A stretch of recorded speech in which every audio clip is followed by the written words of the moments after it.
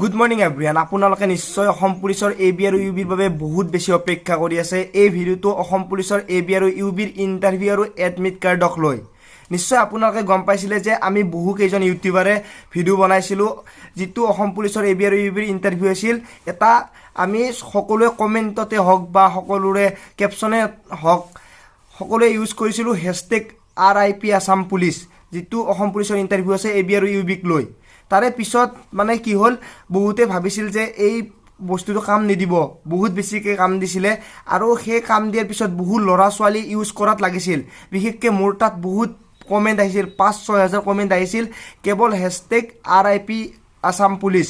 সেইটোক লৈ যেতিয়া সকলোৱে লাগি গ'ল, তাৰে পিছতে অসম পুলিচৰ এখন নটিফিকেশ্যন আহিছিল, যেতিয়া মানে ইলেকশ্যন চলি আছিলে। ইলেকশ্যনৰ পিছতে ইণ্টাৰভিউ হোৱাৰ কথা আছিলে। এতিয়া বহুত ইউটিউবাৰ আছে এনেকুৱা কেৱল আমাক ছাপোৰ্ট নকৰে, তেওঁতো নিজৰ মতে কৰি যায় যে অসম পুলিচৰ ইণ্টাৰভিউ হ'ব, কোনোবাই গোপন সূত্ৰৰ মতে কৈছে। আৰে এইটো এটা ডিপাৰ্টমেণ্ট হয়, কাকো গোপন সূত্ৰৰ মতে নকয়। কোনোবাই যদি গম পায় তেনেহ'লে ডাইৰেক্ট অফিচিয়েলি গম পাব, তাৰে বাহিৰেও কোনোবা যদি গম পায় তেনেহ'লে তেওঁলোকৰ অফিচত আলোচনা চলিব। এইটো গোপন সূত্ৰযোগে কেতিয়াও নাহে, ফেচবুকত কেতিয়াও পোষ্ট নিদিয়ে যে অসম পুলিচৰ এবি আৰু ইউবিৰ এডমিট কাৰ্ড আহিব, ইণ্টাৰভিউ হ'ব, এইটো ডেটৰ পৰা ইণ্টাৰভিউ হ'ব বা ইলেকশ্যনৰ পিছত ইণ্টাৰভিউ হ'ব।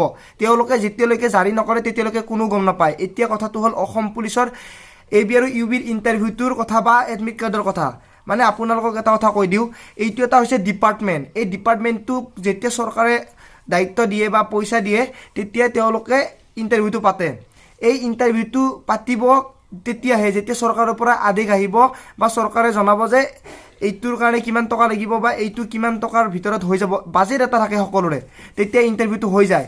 এতিয়া কথাটো হ'ল, বহুতে যে কৈ আছিলে ইলেকশ্যনৰ পিছতে হ'ব, ইলেকশ্যনটো শেষ হ'লেই, এতিয়া ৰিজাল্টৰ কাৰণে বাকী আছে। মই এইখিনিতে এটা কথা কৈ দিওঁ, হয়তো ৰিজাল্ট দিয়াৰ পিছতো ইণ্টাৰভিউ নহ'ব পাৰে, অলপ দেৰি হ'ব পাৰে। মই আপোনালোকক মন ভাঙিবৰ বাবে কোৱা নাই, সঁচা কথাটোহে ক'ব চেষ্টা কৰিছোঁ। চাওক, ইলেকশ্যন শেষ হ'ল, ইণ্টাৰভিউ হোৱাৰ কথা আছিলে, এডমিট কাৰ্ড অহাৰ কথা আছিলে বা ডেট অহাৰ কথা আছিলে, এতিয়ালৈকে অহা নাই, নটিফিকেশ্যনে অহা নাই।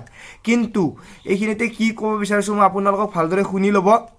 যেতিয়া ইলেকশ্যন আহে অসম চৰকাৰৰ, ইলেকশ্যন অহাৰ কেইদিনমান পিছত বা কেইমাহমান আগতে, কেইমাহ নহয় কেইদিনমান বুলিয়ে কৈছোঁ, কেইদিনমান আগতে চৰকাৰখন ভঙা যায়।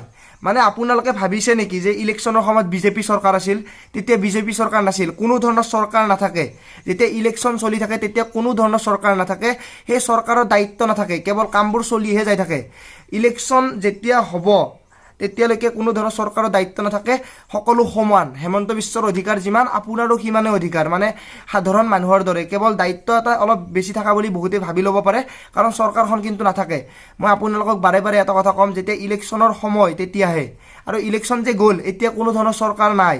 যেতিয়ালৈকে ৰিজাল্ট নাহে, যেতিয়ালৈকে চৰকাৰ গঠন নহয়, তেতিয়ালৈকে কোনো ধৰণৰ চৰকাৰ গঠন নোহোৱালৈকে চৰকাৰ নাথাকে।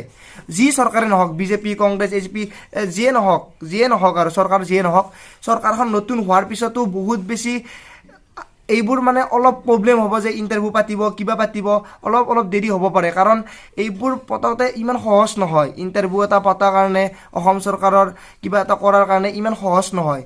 যদি নতুন চৰকাৰ হয়, যদি পুৰণি চৰকাৰখনে হয়, হয়তো বাজেটটো তেওঁলোকৰ মিলি থাকিব পাৰে আৰু তেওঁলোকে চৰকাৰখনৰ পৰা এইটো আদেশ আহিব পাৰে যে ইণ্টাৰভিউটো সোনকালে পাতিব লাগে। কিন্তু পিছত যদি এইবোৰ চেঞ্জ হয়, এতিয়া আমি কি কৰোঁ, কোনোবাক আমি এতিয়া মানে কমেণ্ট কৰোঁ, ধৰি লৈছোঁ হিমন্ত বিশ্ব শৰ্মা ডাঙৰীয়াই যদি কিবা এটা পোষ্ট কৰে, তাতে আমি কমেণ্ট কৰোঁ যে ছাৰ আমাক ইণ্টাৰভিউ লাগে, কিবা লাগে। কিন্তু যেতিয়া চেঞ্জ হৈ যাব, তেতিয়া এইবাৰ কাক কৰিব? সকলোৰে মানে চেঞ্জ হোৱাৰ লগে লগে গতিপথ চেঞ্জ হ'ব, গতিপথ সলনি হ'ব, তেতিয়া আমাৰে প্ৰব্লেম হ'ব। ইণ্টাৰভিউটো হয় নহয় সেইটো চৰকাৰৰ ওপৰত ডিপেণ্ড কৰিব আৰু ডিপাৰ্টমেণ্টটোক তেওঁলোকে জনাব। অসম পুলিচ হৈছে এটা ডিপাৰ্টমেণ্ট, অসম চৰকাৰৰ এটা ডিপাৰ্টমেণ্ট। তেওঁলোকক যেতিয়ালৈকে নিৰ্দেশ নিদিয়ে বা আদেশ নিদিয়ে, তেওঁলোকে কামবোৰ আগবঢ়াব নোৱাৰে। আমি অসম চৰকাৰৰ ডিপাৰ্টমেণ্টটোক ভুল যিমান নিদিওঁ কিয়, তেওঁলোকৰ ভুল কিন্তু ইমান নহয়। যিমান চৰকাৰে তেওঁলোকক আদেশ নিদিয়াকৈ কৰিব বিচাৰে বুলি ভাবিছোঁ, সিমান নহয়। যিয়ে নহওক, অসম চৰকাৰৰ সকলো বিষয়াববীয়াক হওক বা সকলো ডাঙৰ ডাঙৰ মন্ত্ৰী সকলোকে মই এটা কথা অনুৰোধ কৰিব বিচাৰোঁ আপোনালোকে এইটো নাভাবিব যে ইউটিউবত ভিডিঅ' দিলে নাপায়, ইউটিউবত ভিডিঅ' দিলে পায়। কেৱল এটা কাম কৰিব লাগিব, আপোনালোকে শ্বেয়াৰ কৰিব লাগিব।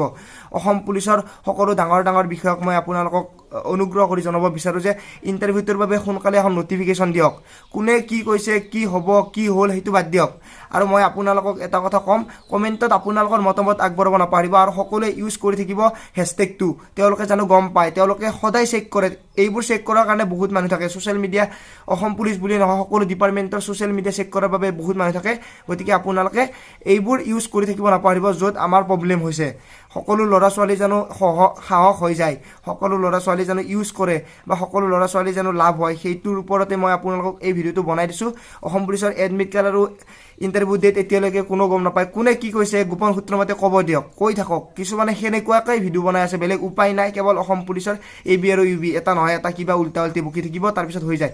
চ' আজিলৈ ইমানে, পুনৰ লগ পোৱাৰ আশাৰে মই জিতুমণি। জয় আই অসম।